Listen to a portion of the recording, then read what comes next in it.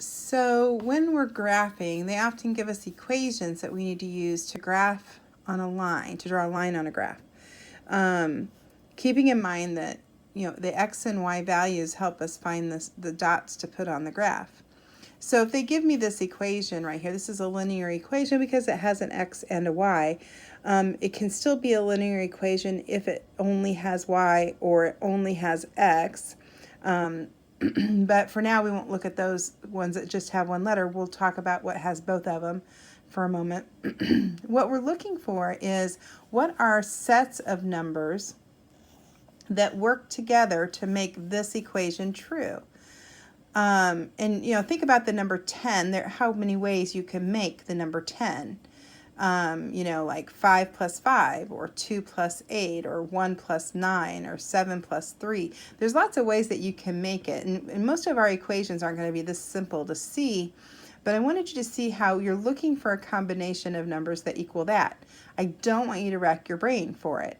I want you to just say, well, what if x is 1? And I want you to plug in that 1 for x. And when you plug in the 1 for x, then you can solve the equation to find out what your y value is. See, the cool thing is it doesn't matter what number you plug in for x, because you're going to solve the equation to find out its match. And any number would have worked. I could have put 100 in for x and found out what makes this 10, and it would have been, negative 90. We would have done the math to figure it out. So to get y alone, to discover what y is, I would subtract 1 from both sides. And I'd say, when x is 1, then y must be 9.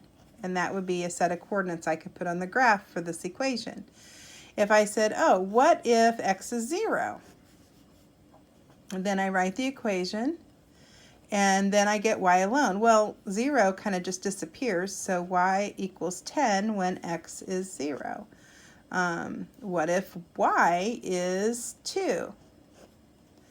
And I'd say, okay, well, x plus 2 equals 10. What happens when y is a 2? Well, subtract 2 from both sides to solve for x. And we find out that when y is 2, x must be 8. And so all of these coordinates that I came up with work for this equation, and they would all line up in a straight line, forming the line that is created by this equation. This equation forms a particular line on the graph, and we just discovered some of the points on that line. There's actually an infinite number of possibilities, but we just discovered a couple of them so we could see where to put them on the graph to create the line. So if I come over here to this one, and I say, okay, sometimes we don't put them in sets of coordinates like with the parentheses. Sometimes they give us, we can do it with charts like this, which mean the same thing. So if I said, what if x is 0? What if y is 5? What if x is negative 2? What if, you can pick and choose. It doesn't matter whether you're choosing the x or whether you're choosing the y in general. Just pick a number, one number from each set. So it's just like saying, what if x is 0? I'm putting it in like that. Or what if y is 5? Like this. So we're just setting it up a little different in a chart. It's the same thing as doing these coordinates.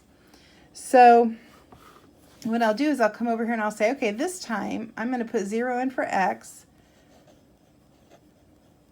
And I'm going to solve the equation to find out the value of y, get y alone. Well, something minus 0 doesn't change it, so we can just say y equals 1 when x is 0. So now we have a set of coordinates that we can put on the graph. What if y is 5? So we'll say, okay, 5 minus x equals 1, so we put the 5 in place of the y. And then we're going to solve for x. So I'm going to subtract 5 from both sides, and then divide by negative 1 to get x alone. So when y is 5, x has to be